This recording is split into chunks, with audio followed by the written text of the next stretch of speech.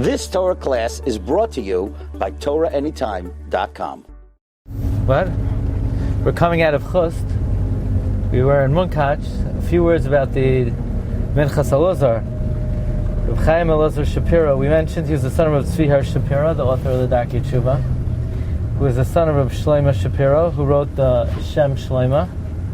He was the son of Eluzar Shapiro, who was the Yoidei Bina, who in turn was the son of Reb Tzvi Elimelech Shapiro. Who is he? The Bnei Yissaschar. Now, when you think of Munkatch, you think of fierce loyalty to Messiah, you think of learning B'dveikus, you think of the Messiah of this great dynasty. And we mentioned the Munkatch Rav had a great yearning to go visit the Saba Kadisha. He even learned how to pronounce Hebrew, B'havaras Faradit, to be able to converse fluently with the Saba Kadisha.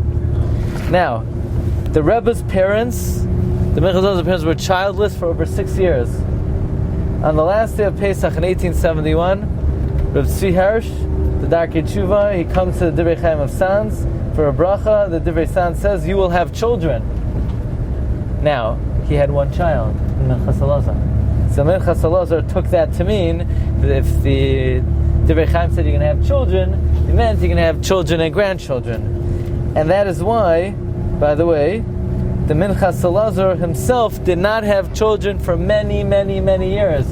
In fact, he never had children with his first wife. And he divorced his first wife. And he had children only with his second wife. But his first wife was a big tzaddikas, and she allowed. Now, the Rebbe was a child prodigy. At 2 years old, his grandmother started teaching him the letters of the alphabet. He learned all the oisios of the alphabet in one day. The next day, the Baba taught him Kamatz Aleph A, Kamatz Beis Ba. How old was he when he got engaged? He was 8 years old when he got engaged to the daughter of Shraga Yair of Bi'al Lebzig. Anyway, he gave a pilpul at the Tanam celebration at 8 years old. He wowed his shver.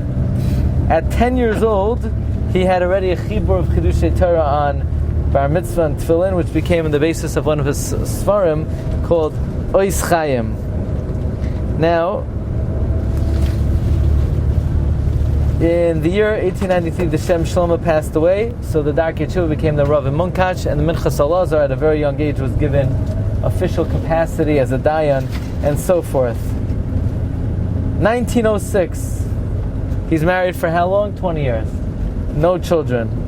He divorced his righteous wife. A year later, he married the daughter of Rabbi Yaakov Moshe of Kamarna. She gave birth to the Rebbe's only child, Chaya Frema Rivka. 30 years old, he published Minchas Eluzar Chelek Aleph. Chelek Beis, he published the very same year. What else did he write? Minchas Eluzar, Ois Chaim V'Shalom, which is on Tefillin, Nemukei Arachayim, Divrei Torah, Oilas Tamid, Shar Yissaschar.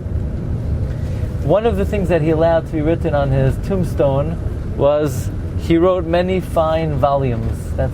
He allowed that to be written. He considered that, matter of fact. Now this is very interesting. World War I broke out, 1914, and there's a lot of noise outside of the city of Munkatch, and the Rav and people were very nervous. Should they run? Should they stay? Should they run? Should they stay? And the Rebbe always considered valuable, if he would wake up in the morning and say a pasuk, he considered it nevuah. So he woke up in the morning, a pasuk in Tehillim Nun Gimel, they will be stricken with terror, but there is no terror. So the Rebbe said to everyone, nothing's going to happen. There's not going to be any problems here in Munkatch. And nobody ran away.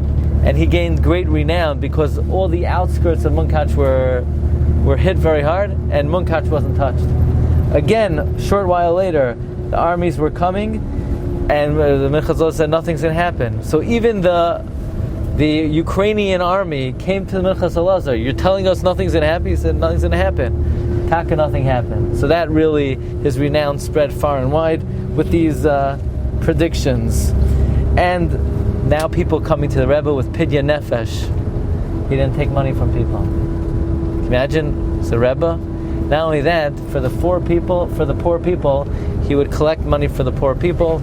And he said about himself that he's a nitzutz of Eluzar, the son of the Rashbi. Because the Rebbe Eluzar, the son of Rashbi, was mechaleh koitzim min hakerem. You know, he got rid of the thorns in the vineyard, so the Minchas Eluzar was mechala koitzim min hakerem. Zechusa yogin aleinu v'al kol Yisrael. You've just experienced another Torah class brought to you by TorahAnytime.com.